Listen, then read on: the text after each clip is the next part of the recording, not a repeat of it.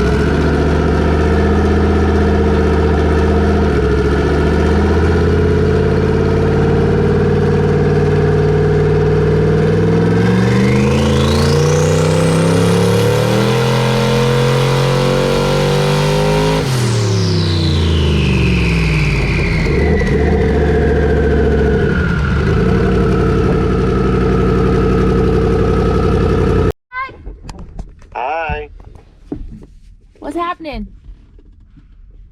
I don't know. It didn't blow up, man, but it's loud. Loud as shit. Did you just say it didn't blow up, Did it make but it's loud? Yeah. What did it make? What did it make? 320. What? 320 horsepower. No way. Yeah, 698. 698. The best part is you have a normal looking dynograph now, unlike last time. Unlike, It looked like here, the you world want to was show the ending. dynograph? Look at Cy go over there. This is all blurred out. Don't worry, Cy. Nobody can see your secret squirrel Asian stuff. It made 2 pounds of boost, so it's not bad. It made how much?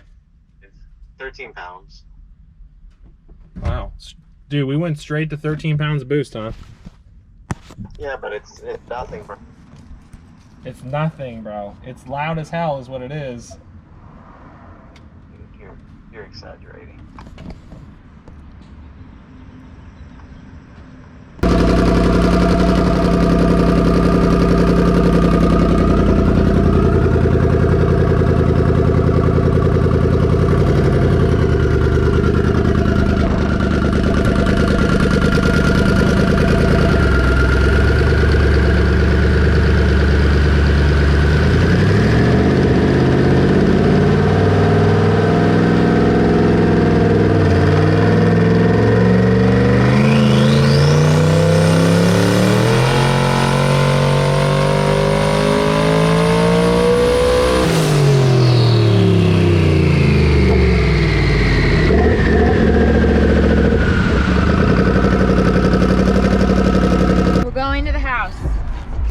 look for the dipstick.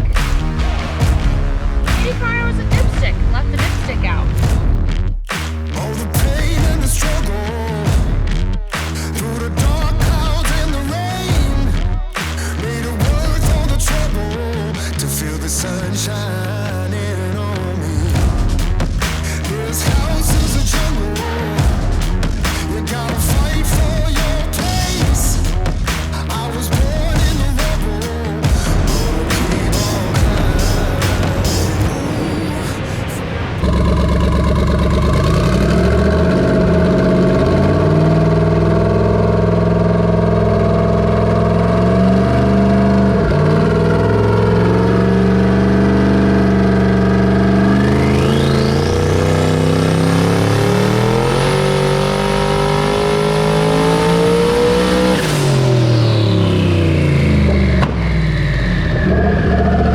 It's not coming out of the dipstick hole now, so it's not as smoky. As bad. I think we needed some more RTV. There it goes.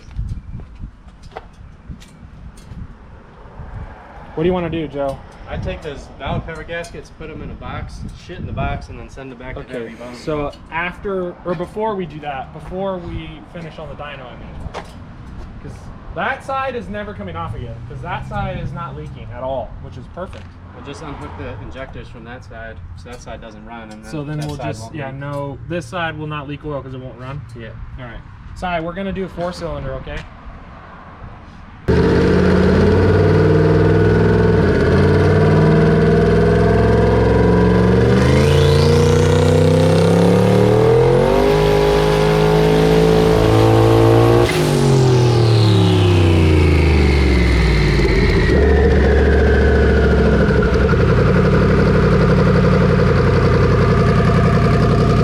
Misfiring, but it sounded like, if you see the graph, it laid over, something else was happening, not just misfiring. Yeah, I mean, it didn't, no, it definitely didn't dump boost. That's for sure. But I can see, kind of looks like a misfire on there, just because of the erratic air fuel. I see it on the air fuel. Yeah. But wait till you see the dyno graph. It looks like more than just a misfire. Here, do you want to show them? Yeah, lay down. What are you doing right now? I don't want to hear it. What's happening? We're just troubleshooting on the dyno again. Doing what? We're gonna re-gap the plugs. They're at like 19 thousandths, and I'm gonna go down to like 16 thousandths and see if it helps. Oops.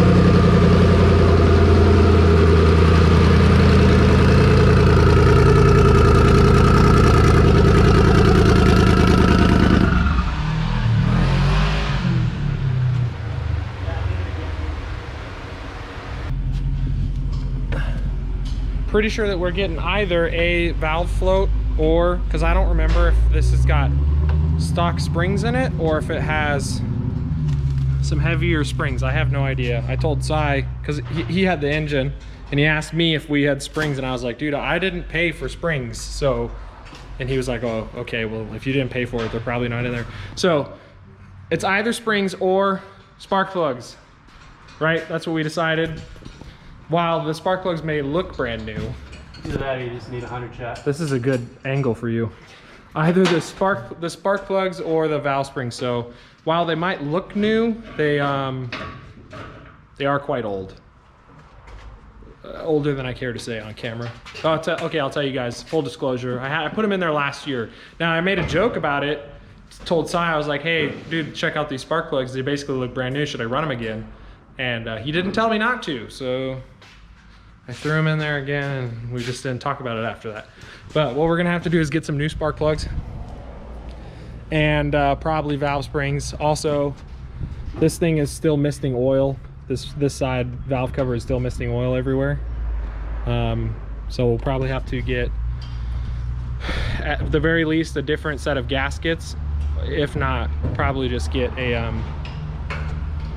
the aluminum valve covers. Right? Yeah.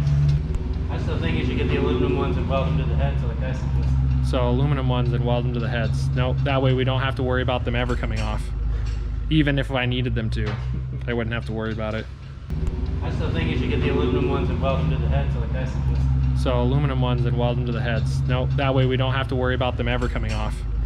Even if I needed them to, I wouldn't have to worry about it. But very productive day. At least we got 7 dyno pulls, 7 of them done here. I don't know if all of the graphs got shown to you guys or not.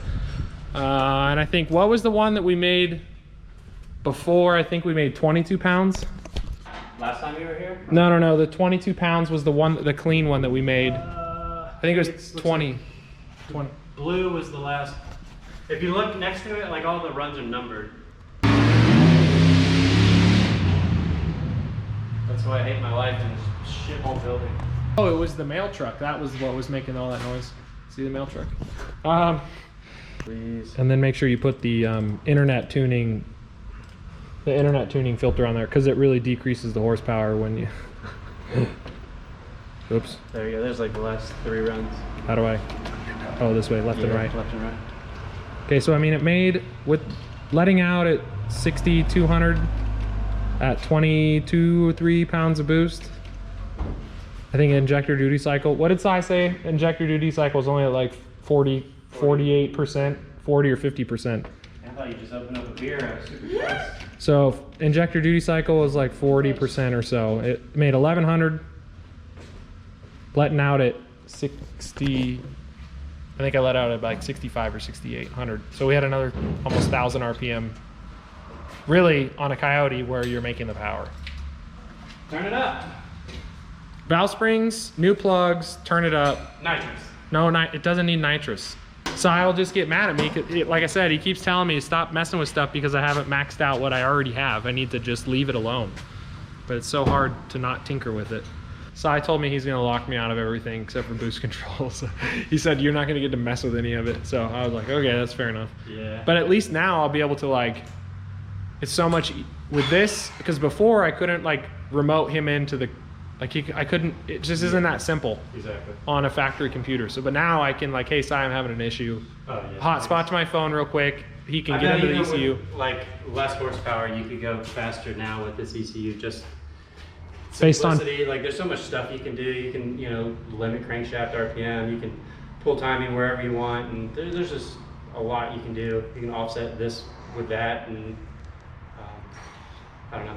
You outgrew the factory ECU a long time ago. Yeah, I think so. You should have had it as well before you got I was to the point you're like at. to 23, 24, 25 pounds of, I mean, people do it. Don't get me wrong. Like, I mean, the factory ECU will make the power, no problem. But in order to get it to kind of really successfully go down the track, you need 24 different boxes to do all of the shit that you're now able to do just through, you know, one computer. ECU. Yeah. And like you said, you know, have somebody remote in and make changes real time.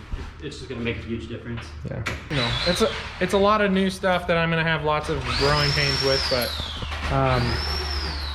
obviously I saw probably another 12, 13, 14, 15 pounds of boost to put in this, and another 1,000 RPM. So we'll have to come back probably to the dyno once we get stuff sorted out. Make sure you guys go over to Joe's channel. I'll put a little sticker dealy whopper right here, because we had some conversations about why the dyno's important on his channel. So if you want to see that stuff, go over to his channel and check out his video whenever he uploads it. What's your time frame? Like 2 weeks, 3 weeks, 9 weeks? The one I did this morning took about 4 months. I'll try and do this one a little Go quicker. subscribe, that way you can see it. But yeah, we're gonna get this thing turned around and get it out of here, get out of Joe's hair, because he is here on a Saturday. We really appreciate it, man. You don't do this normally. Nah, you get the special treatment. You get special treatment. I forgot we gotta put this thing on Jackson. Yeah. Don't message him trying to come in on a Saturday and weld a bung on your... You also do fab work too, right? A little bit. Just a little, very selective. Like if somebody came here and they're like, hey dude, I'm building the Pro Mod and I want you to do a couple of things for me, and I'll put a big giant sticker on the side of the car for you.